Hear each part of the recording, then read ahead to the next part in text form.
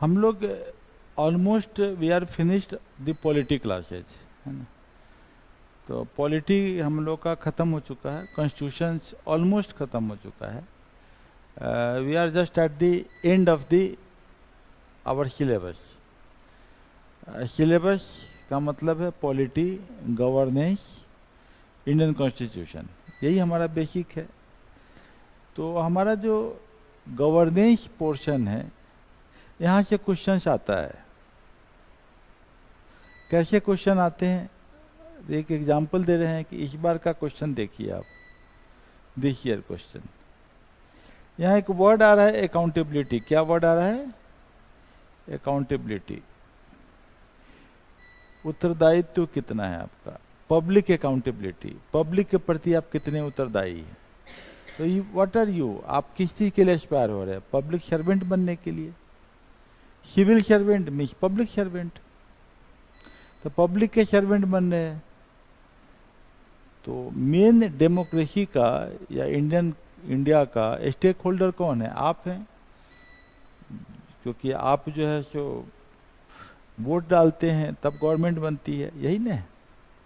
तो you are the public and you are the we the people of India. नहीं, हम ही लोग constitution बनाए हैं, हम ही लोग मालिक हैं। तो we are there and we elect our representative.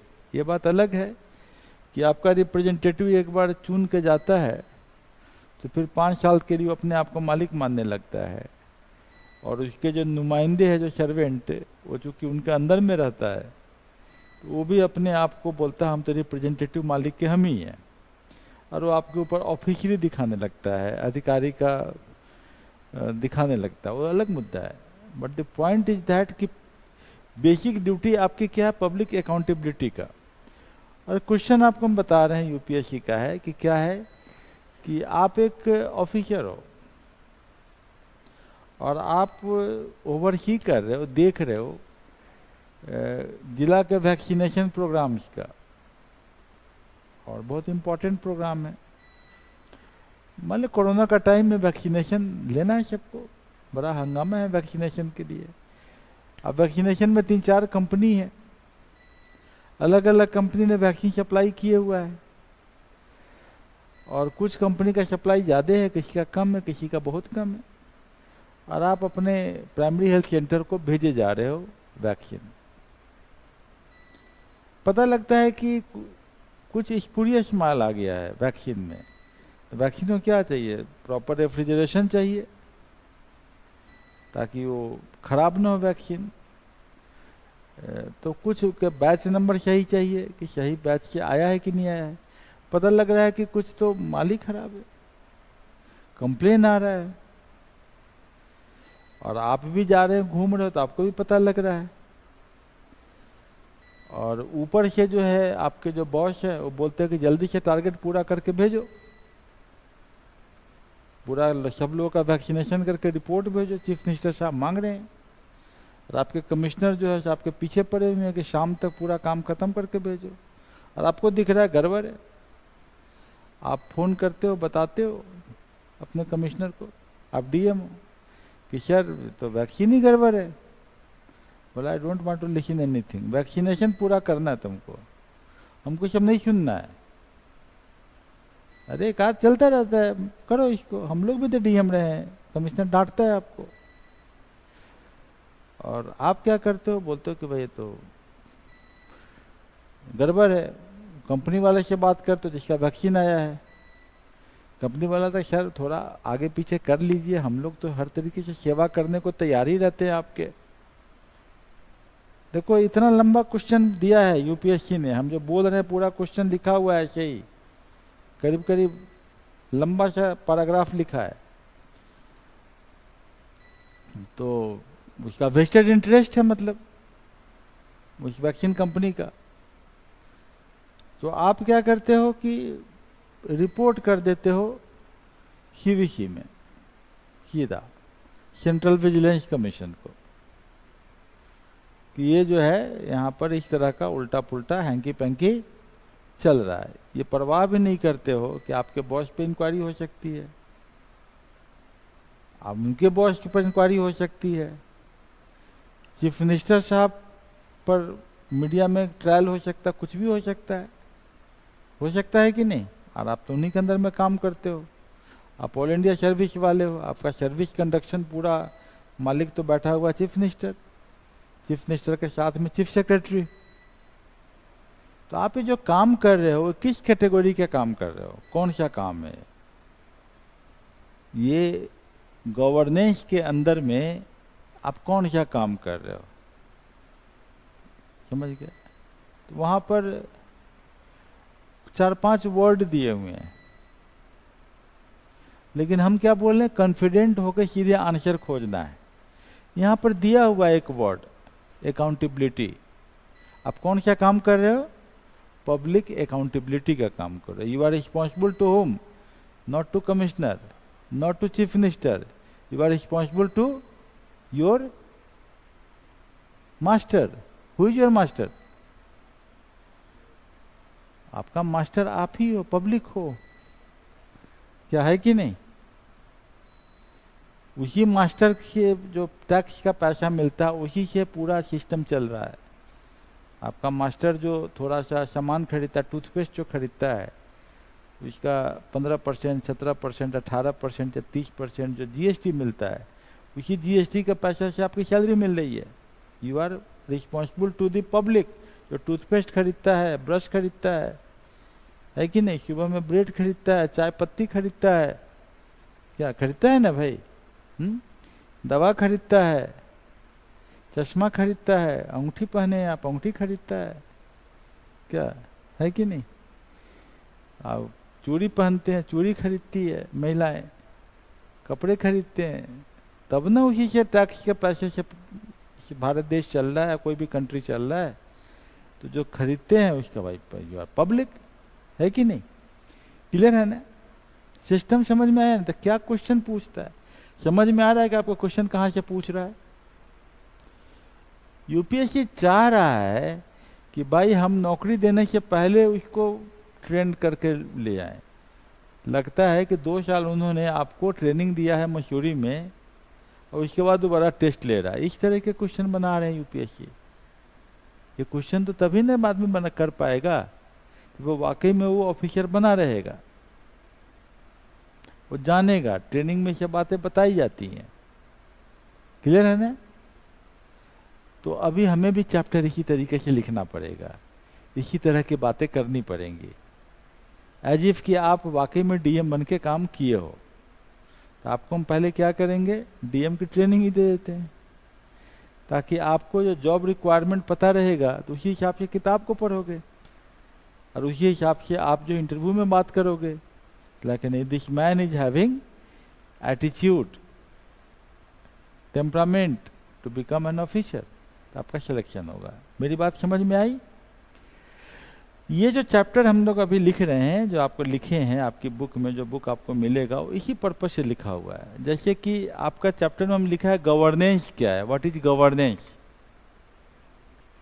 Governance word खाली गवर्नमेंट मीन्स ये सरकार के कॉन्टेक्स्ट में नहीं होता है, आपके फैमिली में भी गवर्नेंस होता है।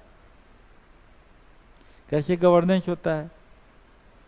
सुबह सुबह डिसीजन लिए जाते हैं, बहुत सारे फैमिली में डिसीजन होता है,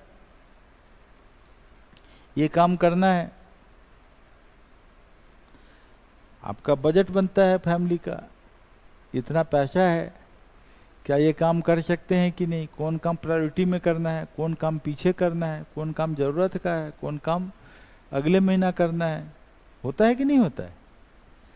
तो डिसीजन लेते हैं और डिसीजन को इम्प्लीमेंट करते हैं। क्या सही बात है कि नहीं?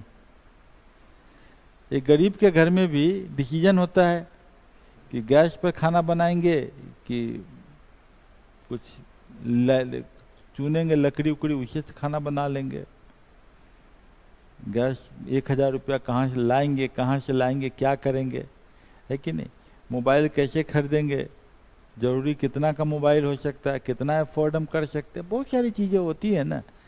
तो गवर्नेंस वहाँ भी है, स्कूल अगर है तो भी गवर्नेंस है, हमारा क्लास चल रहा है वो भी गवर्नेंस है कि नहीं है? कुछ डिसीजन लिया जाता है और डिसीजन का इम्प्लीमेंट किया जाता है, यही ना गवर्नेंस है।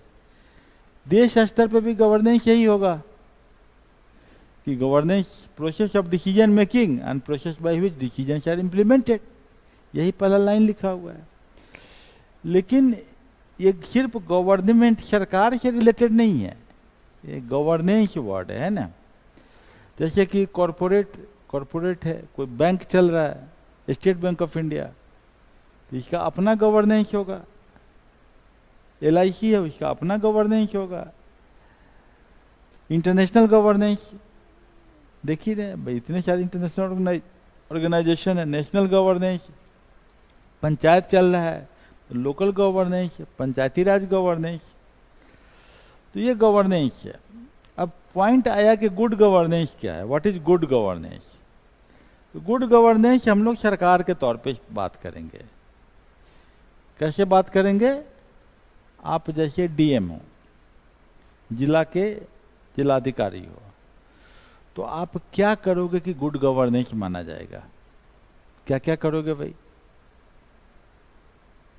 पहली बात तो ये समझ लो, जितनी पारदर्शिता रखोगे काम करने में, जितनी ज्यादा ट्रांसपेरेंट रखोगे अपने वर्किंग को, उतना ज्यादा आपको लोग मानेंगे कि ही इज ऑनेस्ट, ठीक पर्सन है।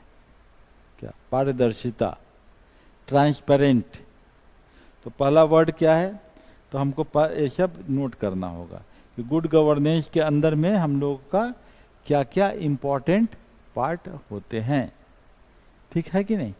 तो फर्स्ट इज दी ट्रांसपेरेंट। दूसरा चीज है अकाउंटेबिलिटी। एवरीवन डिस्ट्रिक्ट एडमिनिस्ट्रेशन में हर आदमी का अकाउंटेबिलिटी फिक्स कर दो। You are accountable for this many work. कहने का अर्थ क्या है, सबका चार्टर ऑफ ड्यूटीज बना दो। क्या कि भाई आपका चार्टर ऑफ ड्यूटी बना ही रहता है, ऐसे ही चलता है कि भाई इनको यही काम करना है। उसके अंदर में मतलब कि up to the lowest level तक चार्टर ऑफ ड्यूटी आप बना देते हो। तीसरा क्या है, डिस्कशन करते हो मीटिंग करके और हर लोगों को उसमें पार्टिसिपेट करवाते हो और पार्टिसिपेशन करा के सबको अकाउंटेबल करते हो। अब मान लिया आप जो कर रहे हो और मीडिया को भी बुला लेते हो, सुन लो कि हम लोग क्या करने वाले हैं, जितनी जरूरत की चीज़ उतना बताते हो, रिस्पॉन्सिव हो। अगर कुछ प्रॉब्लम आने वाला है तो उसको जो है पहले ही हम लोग डील कर लेते हैं।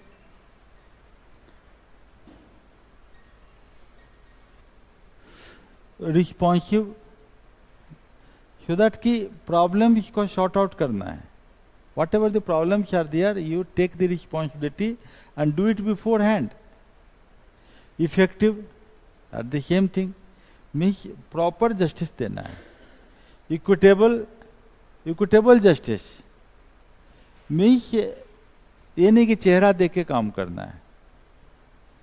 जो रियल बेनिफिट जो है किसको मिलना चाहिए, जनरल पब्लिक को, मेजॉरिटी ऑफ द पब्लिक को।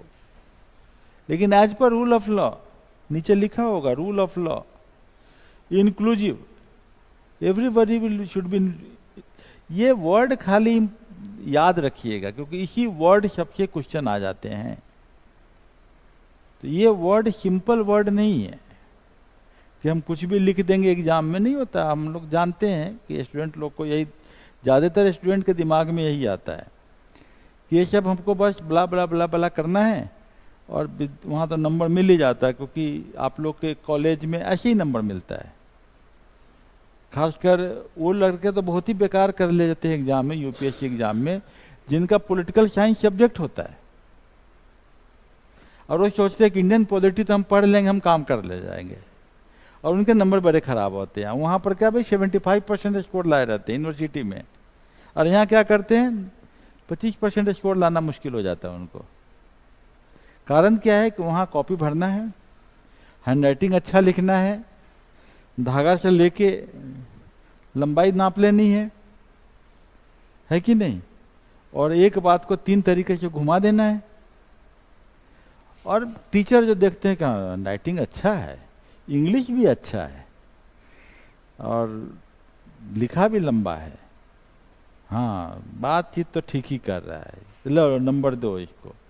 यूपीएससी आपको कितना नंबर देगा? अगर यूनिवर्सिटी में आपको 10 में अगर मान ले कि सपोज किया कि हम एक बात कह रहे हैं कि 10 मार्क्स चाहिए, मान लिया 10 में आपको वहाँ पर देगा 7.5, तो यहाँ देगा 0.75।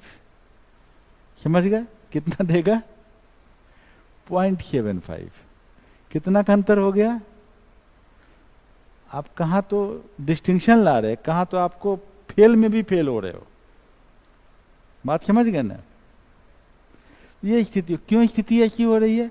क्योंकि चॉइस ऑफ द वर्ड्स नहीं लिख रहे हो। जिस वर्ड के ऊपर में काम किया गया है एडमिनिस्ट्रेशन में इतने लंबे टाइम पे, ये 7 या 8 वर्ड हैं, ये वर्ड नहीं लिख रहे हो। तो आपको इस वर्ड को वेन डायग्राम बना के ऐसे लिखना पड़ेगा। पहला क्या है भाई? तो ट्रांसपेरेंसी है कि नहीं। दूसरा क्या है? तो अकाउंटेबल। तीसरा क्या है? तो ये आपका पार्टिसिपेटरी। चौथा क्या है? ऐसे करके, समझ गए ना? आप ऐसे करके सबका गोला बना लीजिएगा, आप फिर इसको लिखिएगा। तो ये सिस्टम जो है आपको 8 गोला में 8 वर्ड याद रहना चाहिए। अब उस वर्ड के अंदर में टॉपिक छप जाएगा, कौन सा गवर्नमेंट का स्कीम किस वर्ड के अंदर में घुसेगा। अब मान लिया कि ई गवर्नेंस की हम बात करें, ई गवर्नेंस का मतलब होता है कि पब्लिक को ज़रूरत नहीं बस जाए इंफॉर्मेशन चैनल सेंटर पे, या कियोस्क होता है ना, या आपका जो एक दुकान होता है कंप्यूटर का बैठा रहता है जो, हाँ कौन सा सर्वर, साइबर कैफे जो आपका यहाँ भी होगा, करेक्ट होगा ही। आप वहाँ पर जाइए और वहाँ जाके आप अपना कर दीजिए, क्या कहते हैं कि कैसे सिलेंडर आएगा, और बेस्ट आपको एक टोकन मिलेगा, ओटीपी गिरेगा, और उसके आधार पे आपको सिलेंडर मिलेगा, आपको ओटीपी बताना है। तो ये जो सिस्टम हुआ ई गवर्नेंस का, ये किसके अंदर में आएगा? ये आएगा यहाँ पर कहीं होगा, ये कहाँ? Effective, transparent, accountable, participatory, responsive, effective. Effective के अंदर में भी आ सकता है कि नहीं? This will come under the e governance. किसके अंदर आएगा? E governance. आप क्या कर रहे हो? सिस्टम को ट्रांसपेरेंट कर रहे हो, सिस्टम को इफेक्टिव कर रहे हो, करेक्ट है कि नहीं? समझ रहे हो? तो आपको डिफरेंट स्कीम्स जो है उसके अंदर में आते हैं, तो आपको लिखना पड़ता है। इंक्लूसिव, जैसे कि लोगों को पेंशन स्कीम देना है, अब पेंशन स्कीम को आप जोड़ देते हो कंप्यूटर के, तो इसे क्या करें? इंक्लूसिव कर रहे हो आप, इक्विटेबल कर रहे हो, है कि नहीं? तो ये सभी वर्ड को आपको लिखना पड़ेगा। It focuses on improving the public service. Service delivery word है। क्या वर्ड है? एक एक वर्ड यहाँ चॉइस करके दिया गया है। तो please don't play with your own words. Book में जो लिखा हुआ है ये वर्ड बड़े इंपॉर्टेंट है। क्या क्या वर्ड दिया हुआ है? Public delivery. और ensuring that power is used for public welfare. क्या मतलब है? कि जो सरकारी अधिकारी है उसको जो पावर मिला है उसका मतलब है पब्लिक वेलफेयर। उसका मतलब ये नहीं कि अपना वेलफेयर, आपका पावर, आपकी लाल बत्ती, आपकी गाड़ी में पी पी पी पी बजते हुए आप आगे बढ़ जाओगे। It is there for the public welfare. तो मुझे लगता है ये 4-5 लाइन से पूरा चैप्टर का जिस्ट आपको मिल गया होगा, और आपको एक सफिशिएंट गाइडलाइंस भी मिल गया है कि पढ़ना कैसे है, क्योंकि use of words is very important. Governance अब तो समझ में आ जाओगे कि भाई how decisions are taken. Decision taking ही तो गवर्नमेंट का पार्ट है। इम्प्लीमेंटेड, कैसे इम्प्लीमेंट हुआ। पैसा है, पैसा को कैसे आप रिसोर्स को यूटिलाइज कर रहे हो, कैसे सिटीजन्स को पार्टिसिपेट करो डिसीजन मेकिंग में, है कि नहीं? लोगों को पार्टिसिपेट कीजिए, मीडिया में अपील कीजिए कि आप लोग पार्टिसिपेट कीजिए। आप स्कूल में पढ़वाइए, स्कूल के बच्चे को बताइए, टीचर को बताइए, टीचर जाके अपने सोसाइटी में बताएंगे। और कैसे गवर्नमेंट आंसरेबल हो जाएगा। तो ये आपको वर्ल्ड बैंक में 1992 में एक रिपोर्ट दिया, इसी में गुड गवर्नेंस वर्ड आया था कि गवर्नेंस एंड डेवलपमेंट। क्या वर्ड दिया? Governance and development. डेवलपमेंट कैसा होना चाहिए? किसका डेवलपमेंट? किसका डेवलपमेंट? इंक्लूसिव डेवलपमेंट, सबका development. As a whole resource बढ़ना चाहिए। ये नहीं कि रिसोर्स कुछ लोगों के पास सेंटर जाके हो जाना चाहिए, कुछ लोग बेनिफिट उठा रहे हों, ये नहीं। Inclusive development. Governance as the manner by which power is exercise in the management of the country's economic and social resources of the development. ये आप याद रखिएगा कि वर्ल्ड बैंक का रिपोर्ट में बोला था इसने। अब हम आते हैं गुड गवर्नेंस। जो बताएं वही लाइन होगा, है ना? क्या होगा? जो कौन सा हम लोग 8 वर्ड यूज किए थे, है ना? इसी 8 वर्ड में क्या किया? किसके लिए बोला? Citizen centric, accountability towards the public, government policy program in fair, efficient and transparent manner. Every word is bureaucratic word, है ना? ये सब वर्ड यूज करना, यही वर्ड सब है। Participation, rule of law, transparency, accountability, responsiveness, consensus मतलब public participation, equity, effectiveness, efficiency, ये सब वर्ड आ जाता है। गुड गवर्नेंस तो बहुत जगह बात किए हैं, गीता में भी बोला हुआ है कि भाई क्या है सेल्फलेस एक्शन। कौटिल्य भी बोलते हैं, महात्मा गांधी का स्वराज वर्ड जो है वो भी गुड गवर्नेंस की बात करता है। इंडियन कॉन्स्टिट्यूशन में ये वर्ड है, democracy, rule of law, justice, liberty, equality, welfare of people, ये सब वर्ड है। ये सब इम्पॉर्टेंट है एसे राइटिंग के लिए भी। बात समझे ना? जब एसे लिखिएगा तो ये सब टॉपिक वहाँ पर जाएगा। सस्टेनेबल डेवलपमेंट जब हम लोग पढ़ते हैं तो सस्टेनेबल डेवलपमेंट के कॉन्टेक्स्ट में एसटीजी कहते हैं। तो सस्टेनेबल डेवलपमेंट गोल, तो गोल 16 नंबर जो पॉइंट है वो गुड गवर्नेंस है। हम लोग जब इकोनॉमी पढ़ेंगे तो आपको हम सस्टेनेबल डेवलपमेंट गोल का 1 to 17 पॉइंट्स आपको हम याद कराएंगे। How to memorize 1 to 17 points, क्योंकि इकोनॉमिक्स में लिखना पड़ता है कि SDG 1 क्या है, SDG 2 क्या है ना? तो कहानी सुनाएंगे कि हम बहुत गरीब है, हमको बहुत भूख लगी है, हमको खाना दो। अब खाना खा लिए तब क्या करोगे भाई? तो हमको पानी पिलाओ। फिर हम क्या करेंगे? तो हमको पढ़ा दो, फिर हमको दवा दारू दे दो, समथिंग लाइक दैट। समझे ना? तो हम आपको SDG 1, 2, 3, 4, 5, 6 याद करा देंगे। तो SDG 16 का मतलब है गुड गवर्नेंस, क्योंकि ये बात करता है peace, justice, strong institutions, inclusion and accountability. SDG 16 में यही वर्ड सब है। SDG 16 जब इकोनॉमिक्स पढ़ेंगे उस समय भी याद रखिएगा इसको। तो उस समय क्या याद कीजिएगा? SDG 16 मतलब SDG 1 to 17 हम बोले ना कि याद कराएंगे। जैसे पहला कि हम बहुत गरीब है तो पुवर्टी जो है SDG 1 हो गया, है कि नहीं?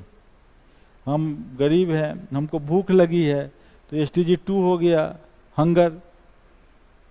ठीक है ना? तो ऐसे करके आपको SDG 1, 2 याद कराएंगे। हमको बीमार हैं तो क्या हो गया? SDG 3, like that. तो ऐसे SDG 16 जब आपको पढ़ाएंगे तो इस समय क्या याद रखिएगा? SDG 16 मतलब peace, justice, strong institutions, inclusion and accountability. Clear है ना? Need for good governance in India, जरूरत ही है भाई, ये तो पढ़ लीजिएगा इसको। Participatory government, citizen centric, MyGov, India.gov.in, इस तरह का हम लोग जो है सिटीजन सेंट्रिक अप्रोच बना के इंफॉर्मेशन को कंप्यूटर में डाल देते हैं ताकि हर आदमी को इसका एक्सेस मिल जाए। Participatory, efficient public service delivery, ये तो बिल्कुल इम्पॉर्टेंट है, याद कीजिए। 73rd कॉन्स्टिट्यूशन और 74th कॉन्स्टिट्यूशनल अमेंडमेंट। पंचायती राज, पंचायती राज में हम लोग क्या करते हैं? लोकल गवर्नेंस को बढ़ा रहे हैं, इफिशिएंसी के अंदर आएगा। इसमें क्या करते हैं कि जो ट्रांसफ़र करना है बेनिफिट, जैसे किसी को पेंशन देना है तो DBT करते हैं, डायरेक्ट बेनिफिशियरी ट्रांसफ़र, उसके अकाउंट में सीधे पैसा चला जाएगा। अब बीच में जो करप्शन करने वाले लोग हैं उनको कुछ नहीं मिलेगा। अब 1100 रुपया मान लिया पेंशन कर दिया गया तो सीधा चला जाएगा लोगों के अकाउंट में। तो ये जो है आपको पढ़िएगा जैम ट्रिनिटी। जैम ट्रिनिटी में क्या है, जनधन, लोगों का पेंशन है वो किससे जुड़ गया है, आधार से, और आधार के आधार पे मोबाइल से, तो आपके मोबाइल में आ जाता है। अभी क्या होता है कि जब राशन का सामान चलता है पटना से आपके पंचायत का, तो हर मुखिया और हर वार्ड मेंबर के एक मोबाइल में आता है इस ट्रक नंबर से इतना सामान चल दिया। तो मुखिया जी को और वार्ड मेंबर को पता रहता है कि राशन अब चल दिया पटना से। अब इसके आगे देगा कि राशन आपके जो है डीलर के पास पहुंच गया। तो ये जो है आपका इफिशिएंसी बढ़ाने की बात हो रही है। डिजिटल इंडिया, आधार पहले भी पढ़ा चुका, 12 डिजिट का, ये भी इसी से जुड़ा हुआ है। इक्विटी एंड इंक्लूजन के अंदर में आपको क्या पढ़ा रहे हैं, 86 constitutional amendment, free and compulsory education, article 21A, MNREGA, MNREGA में जो है rural house hold legal guarantee for the job, कि आपको कोई भी आदमी को 100 दिन का काम देना ही देना है कि नहीं। तो मांगे खाली काम, तो काम सरकार का देने की जिम्मेदारी है, if you demand for it. National food security act, हर आदमी को राशन मिलने का जो है एज पर नीड उनको मिलेगा, national food security act. Ayushman Bharat, aspirational district programs, ये सब याद कीजिएगा, ये सब आपके एग्जाम का क्वेश्चन बनता है, खासकर इकोनॉमी में इस तरह का क्वेश्चन आता है। यूपीएससी में एक चीज याद रखिए, पढ़िएगा पॉलिटी में, पूछेगा इकोनॉमी में, समझे ना, ऐसा होता है। पढ़िएगा यहाँ, पूछेगा एशे में, पढ़िएगा इस टॉपिक में, पूछेगा कहीं और। क्लियर है ना। इंडियन सोसाइटी में भी पूछ सकता है। तो सिलेबस थोड़ा गड़बड़ होता है, लेकिन पढ़ना तो पड़ेगा। तो ये चीज को समझना होगा। ट्रांसपेरेंसी को हाउ, कैसे ट्रांसपेरेंट करेंगे, ये सब लिखा हुआ है। एक्सेस टू इंफॉर्मेशन, इंफॉर्मेशन कैसे करेंगे। विशल ब्लोअर्स, जो क्या किया आपको पहले ही हमें एग्जाम्पल दिया, इस बार यूपीएससी ने क्वेश्चन पूछा कि आप ऑफिसर है और आप क्या किए, विशल ब्लो कर दिए, सीवीसी को बता दिए। किसको बताए, सीवीसी को। कैसे बताए, विशल ब्लोअर एक्ट के अंतर्गत, एक एक्ट है पीडीपी, कि आपको कोई कंप्लेन करना है पीडीपी के अंतर्गत, prevention of your identity disclosure, कि आपका आइडेंटिटी को नहीं बताएगी कोई। सीवीसी में जो ऑफिसर है आपका नाम नहीं डिक्लेयर करेगा, लेकिन इंक्वायरी जरूर करवा देगा, है ना। तो पीडीपी एक्ट के अंतर्गत आप चिट्ठी लिख देते हैं। इससे क्या होता है कि पब्लिक अकाउंटेबिलिटी बढ़ जाती है, जो नीचे में अकाउंटेबिलिटी वर्ड दिया हुआ है ना। तो अकाउंटेबिलिटी कैसे है भाई, वर्टिकल अकाउंटेबिलिटी। वर्टिकल अकाउंटेबिलिटी सरकार कैसे करती है, इलेक्शन के थ्रू एमपी चुनती है और एमपी में से कोई को प्राइम मिनिस्टर बना देता है। Citizen participation, public opinion, democratic pressure generate करता है। हॉरिजॉन्टल अकाउंटेबिलिटी, जुडिशियरी है, लेजिस्लेचर है, ऑडिट बॉडीज है। ये सब वर्ड पूछ देता है इंटरव्यू में कि how do you assure vertical accountability. ये सब ब्यूरोक्रेटिक वर्ड है, ये सब आपको जानना पड़ेगा, क्योंकि आप एग्जाम लिख रहे हो किसका, ब्यूरोक्रेसी का, है ना। छोटे लेवल एग्जाम में नहीं पूछेगा, दरोगा में नहीं पूछेगा, आपको टीचर के एग्जाम में नहीं पूछा, यूपीएससी में पूछता है सब। समझ गए ना। कुछ लोग बोलते हैं ना कि हम तो बीपीएससी का तैयारी करेंगे, तो बीपीएससी में पूछ सकता है, क्योंकि बीपीएससी अब यूपीएससी के रास्ते चल दिया, लेकिन दरोगा में नहीं पूछेगा ये सब वर्ड, है ना। ये सब वर्ड टिपिकल क्वेश्चन यूपीएससी में तो पूछता ही है। सोशल अकाउंटेबिलिटी, आरटीआई वगैरह का, social audit, right to information act, पढ़ लीजिएगा इसको, इम्पॉर्टेंट है, यहाँ टॉपिक दिया हुआ है, तो और डिटेलिंग करने की जरूरत पड़ेगी। Central information commission, e governance, हमने बात किया ही आपको। Stages of e governance, correct. थोड़ा लंबा टॉपिक है, थोड़ा मैं जल्दी जल्दी आपको भगा रहा हूँ, लेकिन मैं बेसिक कंसेप्ट क्लियर कर दूँ। ये इंपॉर्टेंट पॉइंट है, सिटीजन चार्टर। इस पर बहुत ज़्यादा काम हो रहा है प्रशासन में, और हमें लगता है कि करीब करीब 19 हम लोग के ट्रेनिंग में तो सिटीजन चार्टर पे बहुत काम कराया गया। हम लोगों का जो ट्रेनिंग था 95, 96, 97, 98 इस समय जो ट्रेनिंग हो रहा था, शुरू में जो जॉब करके गए थे, तो इस पर तो इतना काम कराए गए क्योंकि कंसेप्ट थोड़ा नया था। तो हम लोग को बोला जाता था हर आदमी का सिटीजन चार्टर ड्यूटी बना, बैंक में भेज दिया गया कि जाइए वहाँ पर आप बताइए सिटीजन चार्टर कैसे बनाइएगा। तो हम लोग बनाते थे कि पब्लिक आया, फॉर्म भरा, फॉर्म भरने में दिक्कत हो रही है, बैंक को बोलते थे कि you have to employ a person जो आदमी का फॉर्म भरने में मदद करे, वहाँ आदमी दो। मैनेजर बोलते थे सर आदमी नहीं है।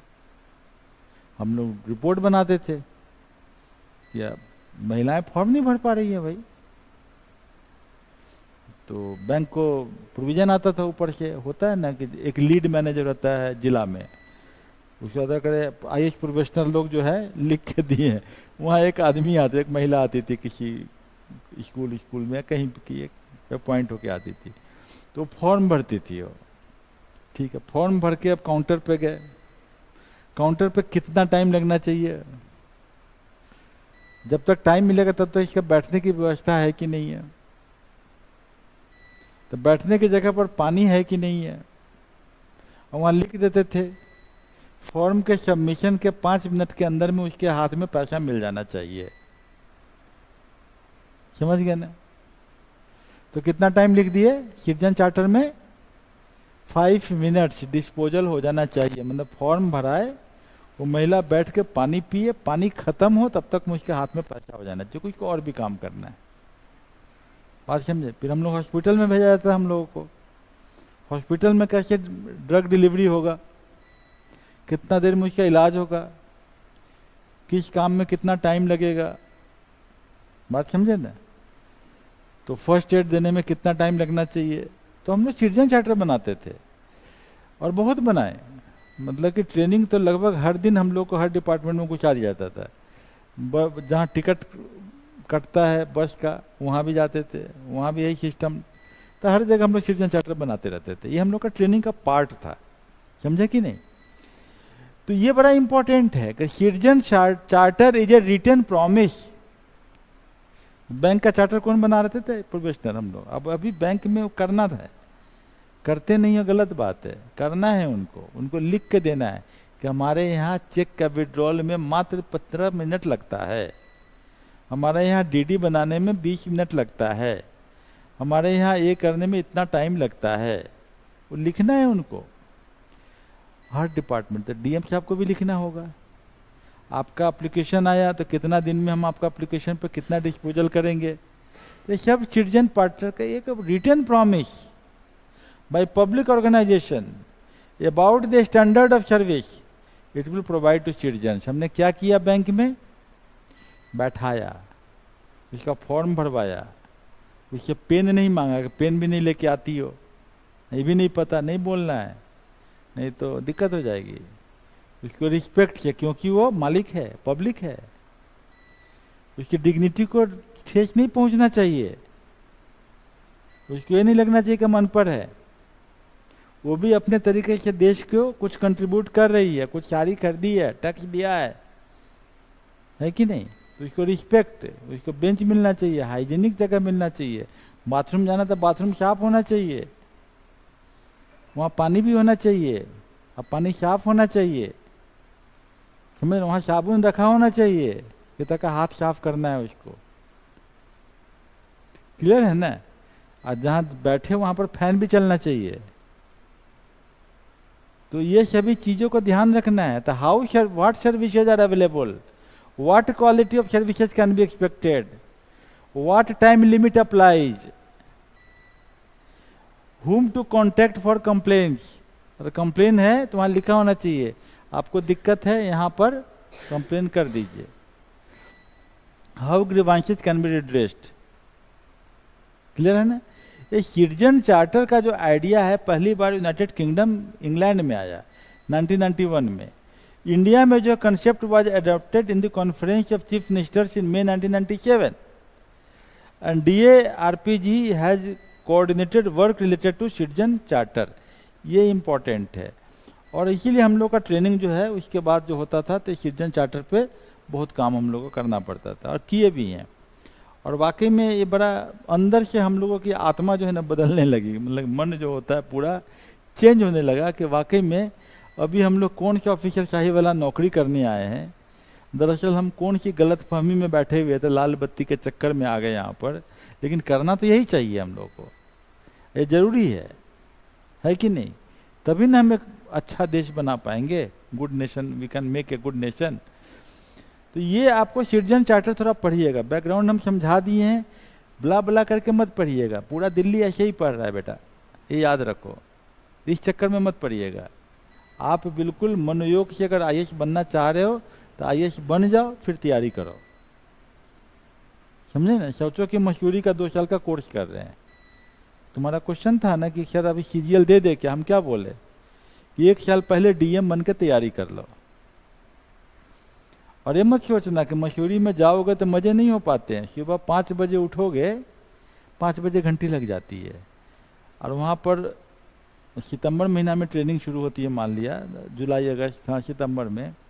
तो सितंबर महीना में ठंडा ऐसा रहता है कि 2 रजाई ओढ़ना पड़ता है ना वहाँ पर, ठीक।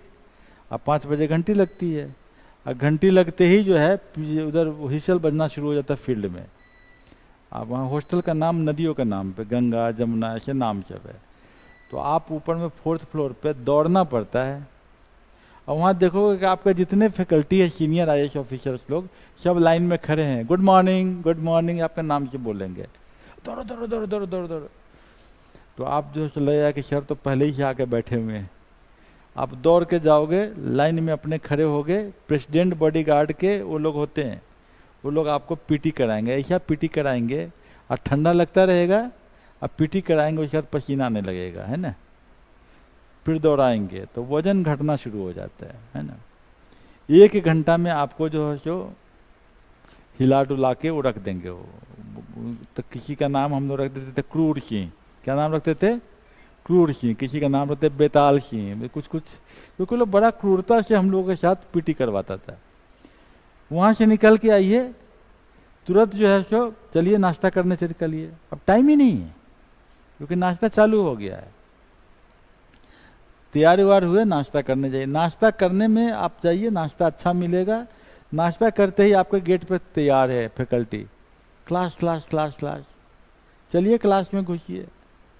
क्लास में जाइए तो एक घंटा का एक क्लास होता है, 3 क्लास तो हो गया पहले, फिर थोड़ा देर का गैप मिलेगा 15 मिनट का, फिर 3 क्लास होगा, और हर क्लास में इतना मटेरियल मिल जाएगा।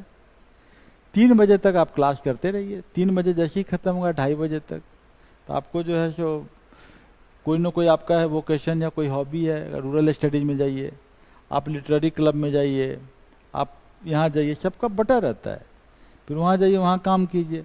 फिर इतना असाइनमेंट हो जाता है, आइए रूम में, तो आपका कंप्यूटर आपके रूम में लगा हुआ है, सब असाइनमेंट कंप्लीट कीजिए। रात के 9 बजे तक असाइनमेंट कंप्लीट होता रहता है। इसी बीच में शाम को 5 बजे पीडीएफसी में जाइए, पर्सनैलिटी डेवलपमेंट फिटनेस सेंटर में, वहाँ जाके खेलिए, हॉर्स राइडिंग कीजिए, शूटिंग कीजिए। इतना मेहनत करना होता है, समझे ना। उतना मेहनत तभी कर लोगे तो आईएएस तो वैसे ही बन जाओगे। बात समझे कि नहीं? आप जो आराम से जो बैठ के जो सोचते हो, उतना सोचने का टाइम नहीं मिलता वहाँ पर, समझ गए ना। और लगातार 2 साल तक, क्लियर है ना। तो सोचने का टाइम नहीं मिलता, और इससे भी खतरनाक ट्रेनिंग होती है आईपीएस लोगों की।